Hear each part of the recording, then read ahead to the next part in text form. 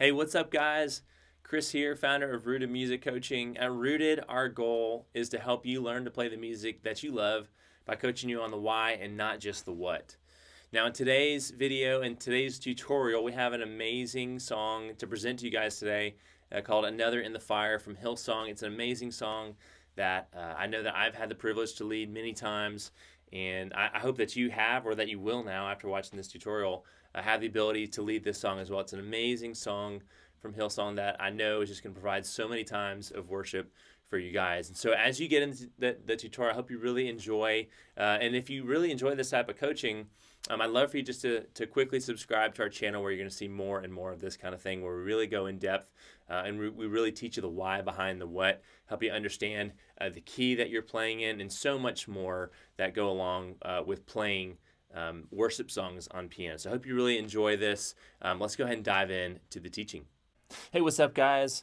Chris here with Rooted. Really excited to jump into this Another in the Fire worship piano tutorial with you guys. This is an amazing song that I always love leading, and the beauty of it is you wouldn't, I don't know that you would even notice this from just listening to the song, but it's actually a really easy song to play. It's really simple. It has a lot of the same chords over and over that are being played in a lot of the same positions. So this is one that if you're a little bit more of a beginner, if you're not quite so familiar with playing to a chord chart that has numbers like you can see right here, if you haven't done too many of these, this is a perfect one for you, not only because it's a simpler song, but also because we're in a key called the key of C.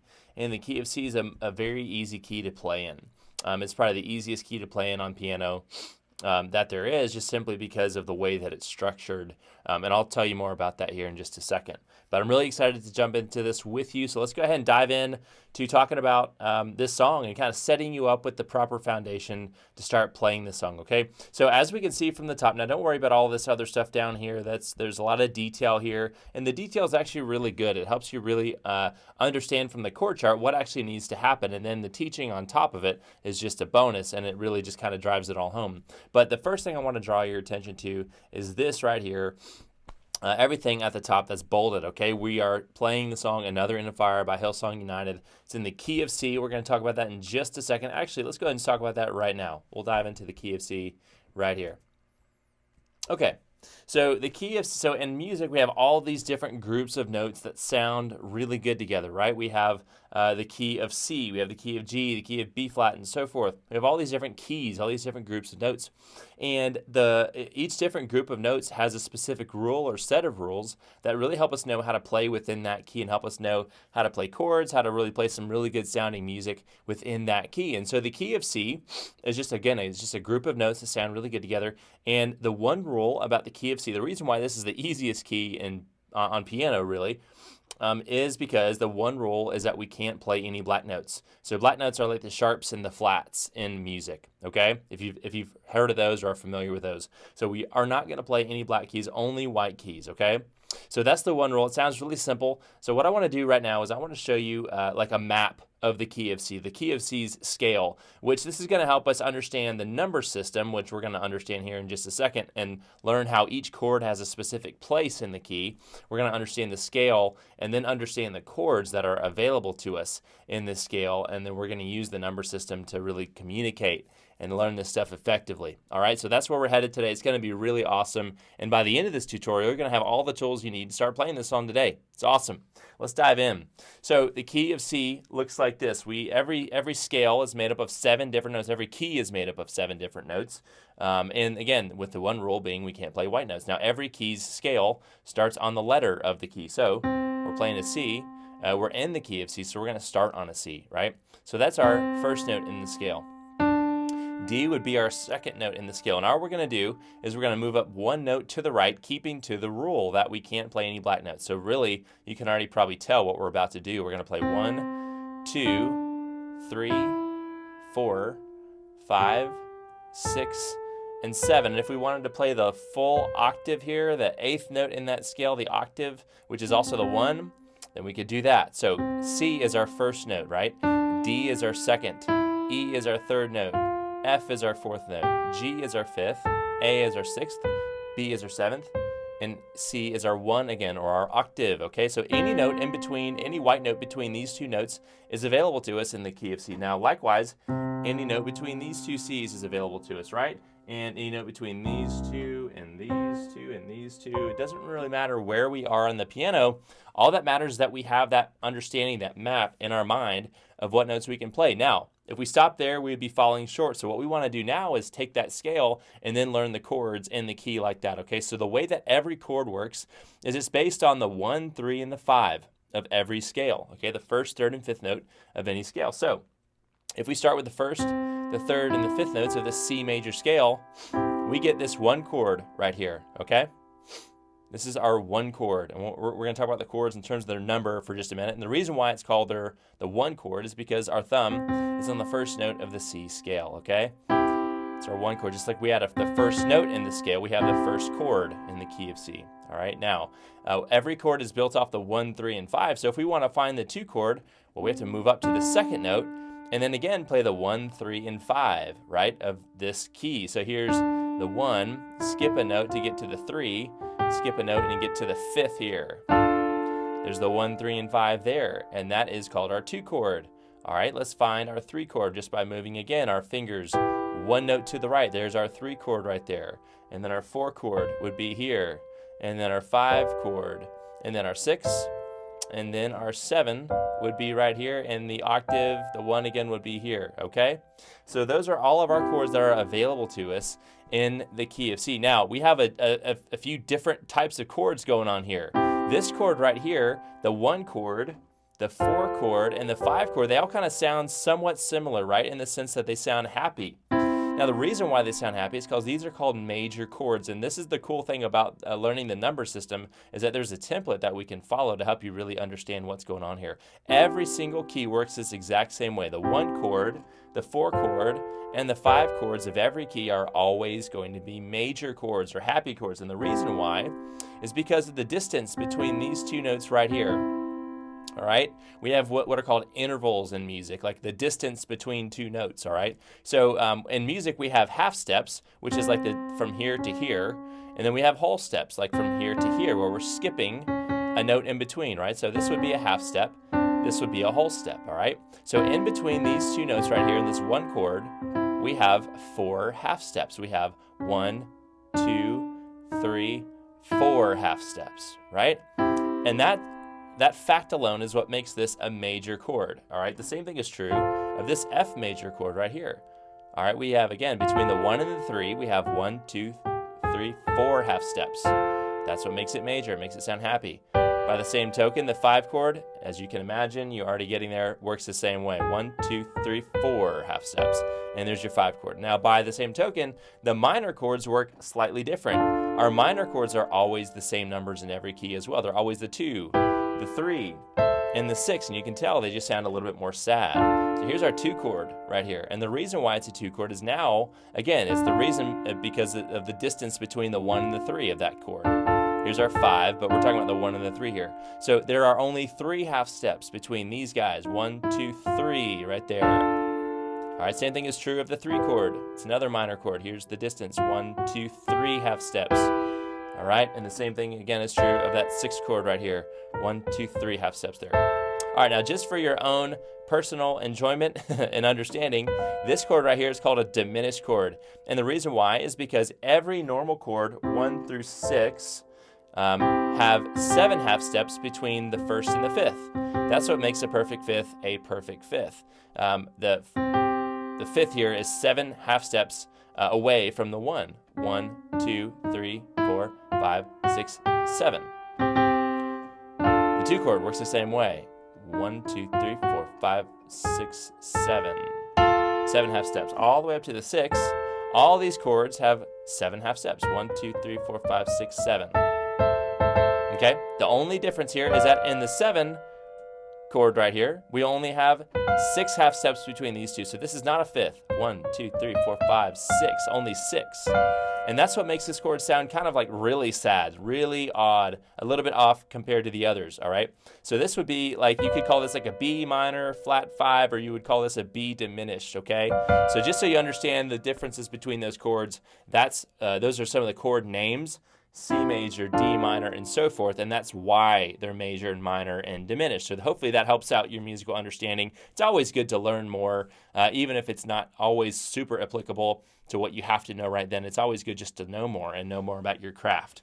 And that's what we're doing here today. Now, a couple other things I need you to know about before we jump in to this tutorial. Every chord that we just learned has 3 ways we can play it, all right? And we need to understand these 3 ways so that we can really appropriately not only just play Another in the Fire, but so that we can play really any other worship song out there. Every worship song uses inversions. I was talking to a friend of mine just the other day where they were saying, man, my dad made me just like, he practiced inversions over and over and over in every single key with every single chord. And he's like, I am so grateful that he did that for me when I was a kid growing up, because it made all the difference in the world. It helped me really understand how to play fluidly and connectedly and really cohesively.